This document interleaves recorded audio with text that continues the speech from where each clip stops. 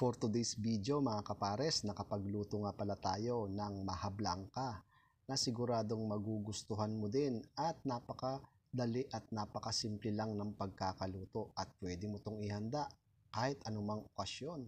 Kaya shoutout nga po sa mga hindi pa po nakakapagluto nito at ito na ang pagkakataon nyo para maihanda nyo itong maha blanca na natutunan ko din mga kapares. At sundan nyo lang mga kapares, kailangan natin ng 2 lata ng gata kahit anong brand mga kapares, at meron din tayong whole corn kernel, cornstarch, gatas o milk evap pwede rin, at meron tayong asukal. Ang gagawin lang po natin, bubuksan po natin yung 2 lata ng gata at pagsasamahin natin sa isang kawali. Yan. Tapos maglalagay din tayo dyan ng asukal, 1/2 cup lang po yung inilagay natin.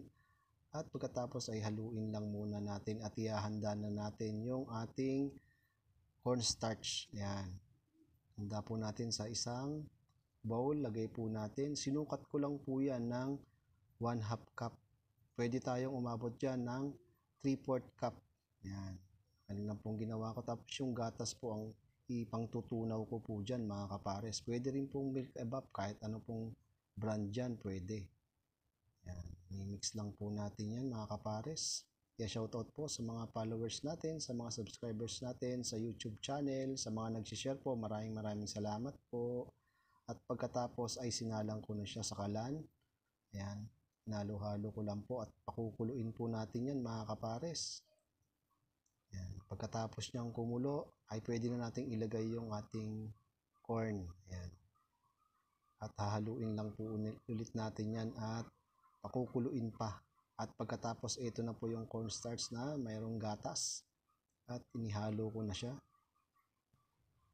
At halu-haluin lang natin to mga kapares at ingatan po nating masunog ang ilalim, kaya medyo mahinaan lang po natin yung ating apoy.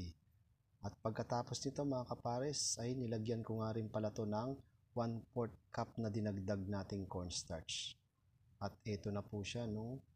Lumalapot na at ganito na, nakuha na natin yung tamang lapot. Kaya pwede na natin itong i-transfer sa ating lagayan. Yan. Ilagay po natin, saidin po natin para hindi masayang matitira. Kailangan mo ng spatula. At pagkatapos aayusin lang natin yung ibabaw. At palalamigin din natin to mga kapares sa rep.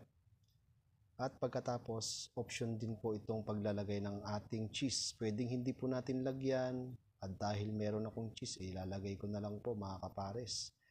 At dahil wala nga pala kaming rep, ay nilubog ko lang po siya sa mga yelo. Yan. At ito na po siya. Pwede na po siyang iserve. At sigurado magugustuhan nyo din to mga kapares. Basta sundin nyo lang po yung ating ingredients na ginamit. Yan.